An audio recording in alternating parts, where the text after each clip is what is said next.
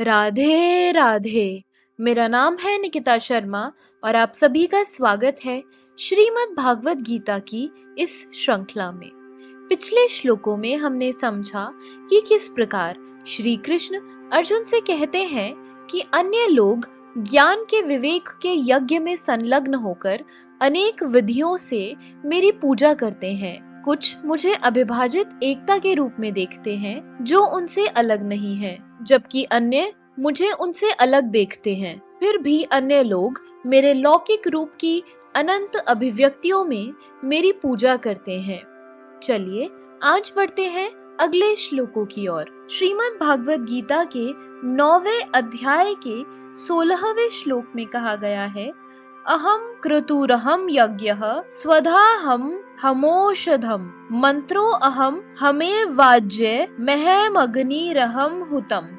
अर्थात किंतु मैं ही कर्मकांड, मैं ही यज्ञ, पितरों को दिया जाने वाला तर्पण, औषधि, दिव्य ध्वनि यानी मंत्र, घी, अग्नि तथा आहुति हूँ। ज्योतिष्टोम नामक वैदिक यज्ञ भी कृष्ण है।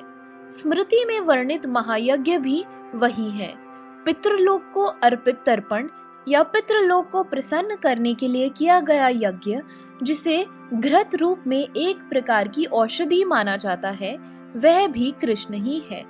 इस संबंध में जिन मंत्रों का उच्चारण किया जाता है वे भी कृष्ण हैं।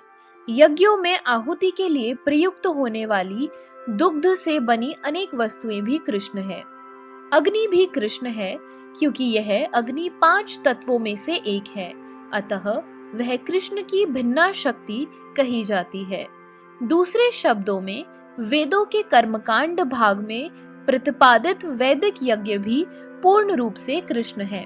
अथवा यह कह सकते हैं कि जो लोग कृष्ण की भक्ति में लगे हुए हैं उनके लिए यह समझना चाहिए कि उन्होंने सारिक वेद विहित यज्ञ संपन्न कर लिए हैं। 17वें श्लोक में कहा गया है, पिता हमस्य जगतो माता धाता पितामह वेद्यम पवित्रम ओमकार ऋक् साम यजुरेव च। अर्थात मैं इस ब्रह्मांड का पिता, माता, आश्रय तथा पितामह हूँ। मैं ज्ञेय, जानने योग्य, शुद्धिकर्ता तथा ओमकार हूँ। मैं ऋग्वेद, सामवेद तथा यजुर्वेद भी हूँ।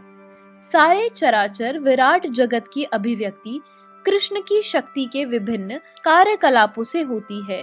इस भौतिक जगत में हम विभिन्न जीवों के साथ तरह तरह के संबंध स्थापित करते हैं, जो कृष्ण की शक्ति के अतिरिक्त अन्य कुछ नहीं है। प्रकृति की सृष्टि में उनमें से कुछ हमारे माता पिता के रूप में उत्पन्न होते हैं, किंतु वे कृष्ण के अंश ही हैं। इस दृष्टि से ये जीव जो हमारे माता पिता आदि प्रतीत होते हैं, वे कृष्ण के अतिरिक्त कुछ नहीं हैं।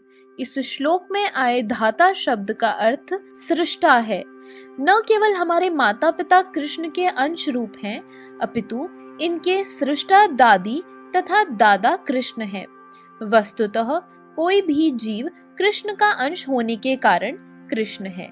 अतः सारे वेदों के लक्ष्य कृष्ण ही हैं। हम वेदों में से जो भी जानना चाहते हैं वह कृष्ण को जानने की दिशा में होता है। जिस विषय से हमारे स्वाभाविक स्थिति शुद्ध होती है वह कृष्ण है। इसी प्रकार जो जीव वैदिक नियमों को जानने के लिए जिज्ञासु रहता है वह भी कृष्ण का अंश, अतः कृष्ण भी है। समस्त वैदिक मंत्रों में ओम शब्द, जिसे प्रणव कहा जाता है, एक दिव्य ध्वनि कंपन है और यह कृष्ण भी है। चूंकि चारों वेदों ऋग्वेद, यजुर्वेद, सामवेद तथा अथर्ववेद में प्रणव या ओमकार प्रधान है, अतः इसे कृष्ण समझना चाहिए। 18वें श्लोक में कहा गया है, गतिर भर्ता प्रभु साक्षी निवासः शरणम सुहृत प्रभवः प्रलयः स्थानम निधानम बीजमव्यम। अर्थात मैं ही लक्ष्य, पालनकर्ता, स्वामी, साक्षी, धाम, शरण स्थली तथा अत्यंत प्रिय मित्र हूँ। मैं सृष्टि तथा प्रलय, सबका आकार, आश्रय तथा अविनाशी बीज भी हूँ। गति का अर्थ है गंतव्य या लक्ष्य। जहां हम जाना चाहते हैं, लेकिन चरम लक्ष्य तो कृष्ण है, यद्यपि लोग इसे जानते नहीं। जो कृष्ण को नहीं जानता वह पथ भ्रष्ट हो जाता है और उसकी तथाकथित प्रगति या तो आंशिक होती है या फिर भ्रमपूर्ण। ऐसे अनेक लोग हैं जो देवताओं को ही अपना लक्ष्य बनाते हैं और तदनुसार कठोर नियमों का पालन करते हुए चंद्रलोक, सूर्यलोक, इंद्रलोक, महरलोक जैसे विभिन्न लोकों को प्राप्त होते हैं। किंतु ये सारे लोक कृष्ण की ही सृष्टि होने के कारण कृष्ण है और नहीं भी हैं। ऐसे लोक भी कृष्ण की शक्ति की अभिव्यक्तियां होने के कारण कृष्ण है, किंतु वस्तुतः वे कृष्ण की अनुभूति की दिशा में सोपान का कार्य करते हैं। कृष्ण की विभिन्न शक्तियों तक पहुंचने का अर्थ है अप्रत्यक्षतः कृष्ण तक पहुंचना। अतः मनुष्य को चाहिए कि कृष्ण तक सीधे पहुंचे, क्योंकि इससे समय तथा शक्ति की बचत होगी। उदाहरणार्थ, यदि किसी ऊंची इमारत की चोटी तक एलिवेटर यानी लिफ्ट के द्वारा पहुंचने की सुविधा हो, तो फिर एक एक सीढ़ी करके ऊपर क्यों चढ़ा जाए? सब कुछ कृष्ण की शक्ति पर आश्रित है। अतः कृष्ण की शरण लिए बिना किसी वस्तु का अस्तित्व नहीं हो सकता। कृष्ण परम शासक हैं, क्योंकि सब कुछ उन्हीं का है और उन्हीं की शक्ति पर आश्रित है। प्रत्येक जीव के हृदय में स्थित होने के कारण कृष्ण परम साक्षी हैं। हमारा घर, देश या लोक जहां पर हम रह रहे हैं, सब कुछ कृष्ण का है। शरण के लिए कृष्ण परम गंतव्य है। अतः मनुष्य को चाहिए कि अपनी रक्षा या अपने कष्टों के विनाश के लिए कृष्ण की शरण ग्रहण करें। हम चाहे जहां भी शरण लें, हमें जानना चाहिए कि हमारा आश्रय कोई जीवित शक्ति होनी चाहिए।